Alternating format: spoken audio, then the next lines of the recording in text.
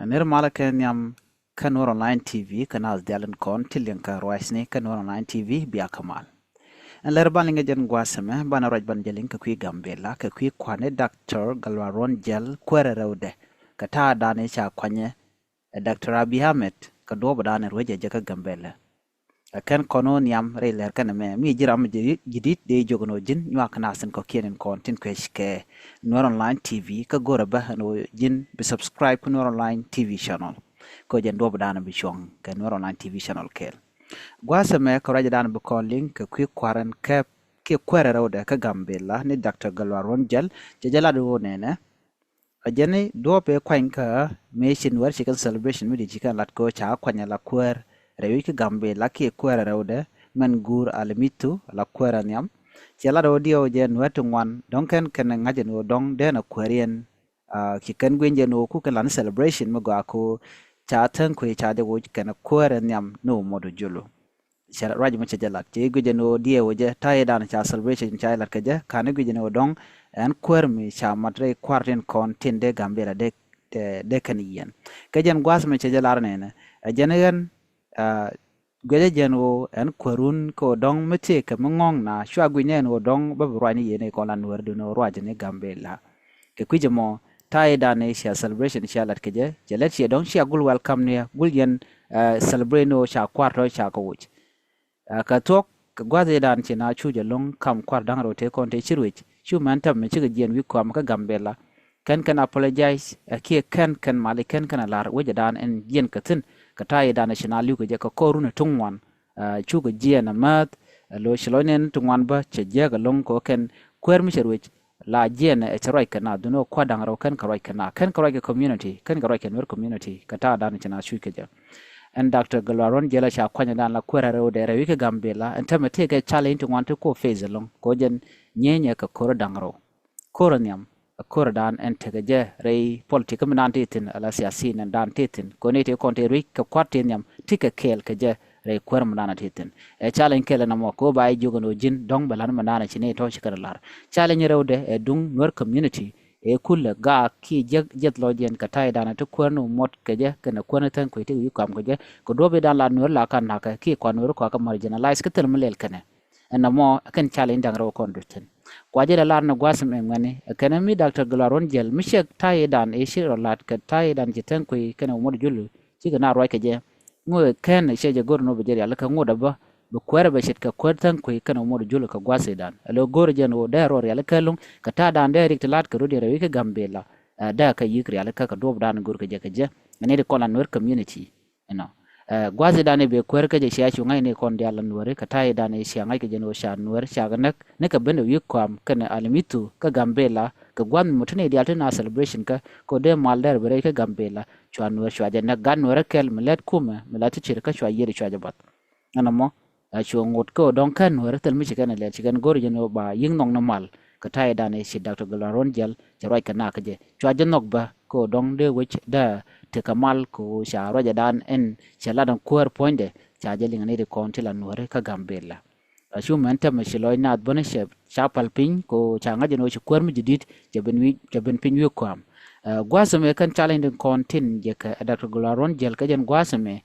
mu we kan she gorno dong ba right kan wer community ka do dan en shu na ka je shi kuer she bu woni am long ba jeg ba she ka ta kware ni am shu ni am dundo mu wetin kon tila de mana tilat ke nuore ka ta dande nuore de ka woni am ko je kon nuore sha marginalize long te dum wan long tel piu karabe let tele ka ngwane te ngwane ngwan tane ka run jogrun ngwane te telet ka gambele ne de kon te ka lat ka ber kan je kon ti wi kom ne ke ne de kon tin moy ka gat ke moy ka let shu nuore telam let kana ajen mu ku yana ne re ka gambela ngwane ga ka long ka ta ne de kon de sha pan pin wi kom ka gambela ko dong de ka wi kel ka kwere nyam e ke kware nyam te kon de chiru dundo kan gal Dr. Galwaron Jel kan e to kan ka wuch janta e dan shari kin chai kulnen ga je ka ngwane nuore tin kon te gambela tin gor ga je en go de nuore de ka woni am nuere ta dan wo kan yam ko je gambela sikan lok ni Dr. Galwaron Jel kan kalin but gui kan jen go gambela woni na de na de yik par mitene ti bin me dan jeka no de ga longo ba wi kam ne kon ramichi bet ka se problem tin kon kiri hon choy kana che gari aleka adob de nda te ga wi kam ne si ngwan ka social media ti loy den je jadalon ka gwade dan ko shi Dr. Golaron jel cha de ngut ko ne to ku no ko de ka tuwi kwam a shan ka man ka bo ki ngaje wa gur ka reform jidit ka Gambela ko bi mal bedeten ko dong de na de kan ro ala siang ko kwai katin ko ni tanyam titi kati gur kan o de ngach Dr. Golaron jel ka do dan de no de jal ka Gambela an ko Dr. Golaron jel ka jen gwas mo ngode kwer mi jidit kana na wonyam ajen pal loy neit wan loy dien pinka je longo ko gwe ka jen obe tungwan be ka nyok kamari ala ke ka re ka Gambela ko be Gambela ba win magwa nuer tele kare ka ber kan tere ka nuer mo ko kan ir kon la na ka nuer na siang chin nuer shi goren gang nyok malare ka long kan nuer tele ka mat kam nukin Dr. Golaron jel mo de chete ka mat kani ri konti la politician bo e che ka leri ka dan te ka shaga gak be bu kwa dan te ga je bo kana kwere nyam chicken be te ga deg be kana kelmon nyo de je gwa no shu kwa nuer shabu gwa anyok ni tu ngwan kan nuer bo jes lo dian long baka kwi Gambela ko ne siang la roi kan nuer ne te tot ko nuer kala ma jurtu mo ka Gambela sing men la te roi la kan nuer kwi ni kan na mo chi to ngwan nuer dundo nuer ka nyirien karodian ki kedikin kon kam ni ken karodian chikan ko nyam chikan buje ka Gambela ba ka roi kan siang ne dor tor nan teten jen roi kan an tame baro ne ka Gambela ko nuer tele kamat kam ni ken mo nuer kan te kamat kam ni ken bu nuer bu ka bom biken ta dan de godin yen keje biken luang dung do mu attention wer chi kan te kamat ke jen gwas me won yam tele do mi bin wer bi te kamat keje ki bi ke Gambela biken yen Gambela do bran che won yam keje o roi keje dor mo tot mi nyer nuere ka chi kan goro nuer de kan we de kan lat mi en gi New Land mi perien ke baramado ke openo te ke dang mu di de long New Land kana lat ngode te ke men shar ga kon jel na ka chi char to go men je gi ke jen kon cha pi wi share mi jin wi kuje mi cha janta golon cha ka pit mi jin bi ku nuer ku university me tel ma shalat mi jin gi piu menewa ba ka zirarat zero sos zira mis kuje mi kelu e pia karwade zero let ka ziran chang dor mi den tel dor mu ga ma shalat na me jaka loy ngane ka jeda long ko Dr. Golaron jal da yik chara long ko do badan ande ngwane ke kwak de ka par ka je rewi ka Gambela chang te kon te shal na la jek chikan de ngot mu ka ten antama tama da dien ki generation da dien na me mu Dr. Golaron jel mu kwara wetesha we gwa ka kor gwa sen be nyu de gwa no nuertel gwa bugoten ko Dr. Golaron jel jen PhD holder ke jen cha to ke PhD alonga jamandana no ke mi kwidwel gorka ngajeja ka diala to ka de der yalaka ko da na da ka par ko jen akwaren rewde kamite malat ke ba akwaren yam bada ja gak mi mo kana ke bungre ke chuina yara madan de to de ka yalaka bana ana mo ke lu alade duno ngwane te gami chikana dot ka gwaze dane gorko de ngwane de ka wuch te gani ngwalong chiri action kan lat ko go Dr. Golaron jel de ne te konde sha de man nor use de ka yik kapin ka de ka wuch dar got kan dar mo ka mododien ko de na kula le de long de chari dual infrastructure de kula nyok mlat ka de dual gorbo de ka jako de ga ala ka sheon tam ti nyo te ten ka jeko te ten ka wantwa te ten ka matar wantwa kan matar jena kelo te ten ka kan mi jen bi ku je mena na ka nyene nyang bi jek bo ti nyo te ten ba antrogan dial kan wardan nuore ti nyo te ten nyo mi dire long te de ala ka ngode tel ma cha longar yala ka te diala to gor jeno de structure mi jidit ka Gambela ka nuer zone de jer yala ka Dr. Golaron jel ka do bada ande nuer de ko nyam ko je nuer men nyam de kan wo ka kam dien o de kan nyir de kan wo na ma jena nyam karamadan bit dial bugar yala ka Dr. Golaron jel ko jaramadan la kwere rewde men chung ka queen nuere a chang chung ka Gambela ke lu chunga Guadaman yam men kwanya jaga cha de kwanya la bar cha kwanya la upo cha kwanya la majangar ka cha kwanya la kumo ba cha kwanya la islander kwanya je ko jente ka dor mi chale nuar ko nuar ajan gwada te wi kam gaje ara mo kwanya je ko te ne to kor te nuar kor kwanya je ko ti ka dor ana mo ke lu mi de ngaje ne tin konti right kan nuare rundi alto shewe ka kwadi alhe la ru la nuar la kanaka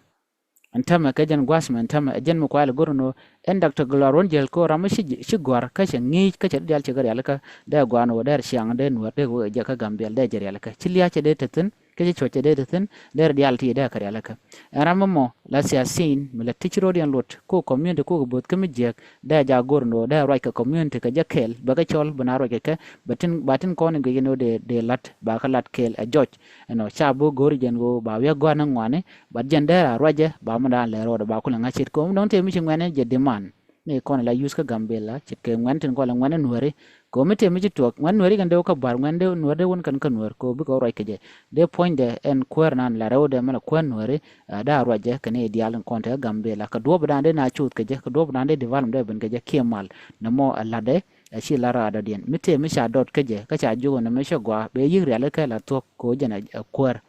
mi ya jugo no char gambe la je ka tiken ka tung poltung wande ditin da ka ya ka de ni din kontilat ka construction road construction ke ni kontin no nga piu da domni kara bagan dia da ka ya ka to kon dial de ka ditin ko ken ko no gor ka ejen development gor ken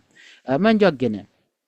Rayiki Gambe Langen no Shagad Nore Shakananka within Shalke and Amara region Ka University Dio Shaler Mishajeling Ganwa Dang Baro Chaka Kepetama Nericon Shala Amara Ki Fano Amara Nericon La Deniki Denji Duarka Fanatonga Mika Amara region Chicken Werican Cap and Tama Kenagur can use of 1 million bur Ki $1,000 Ki $10,000 and a more a Kel Michigan Larantama a Gurka Yorato Dungno mu kan shikume shikan yo shikan ga yorpin chala de wona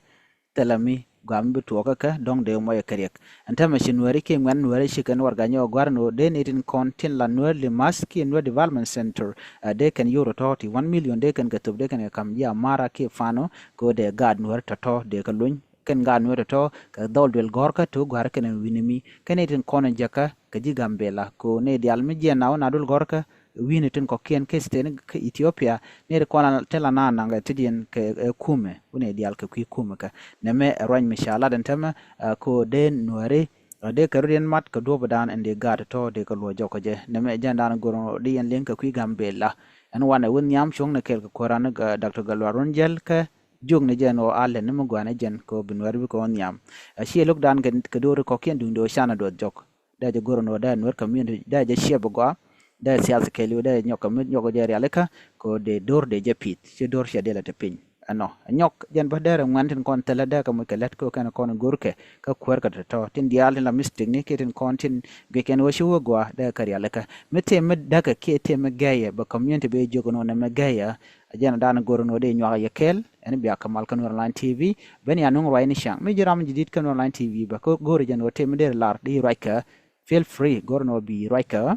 bukon tin kon gujino de lat ka community bukon ke lat kel dere nyokami dere shek zoom ta ke zoom meeting de kon private meeting de kon lel yo de jakule nyak online tv channel ka youtube ke ka facebook an biya ta kamal bye bye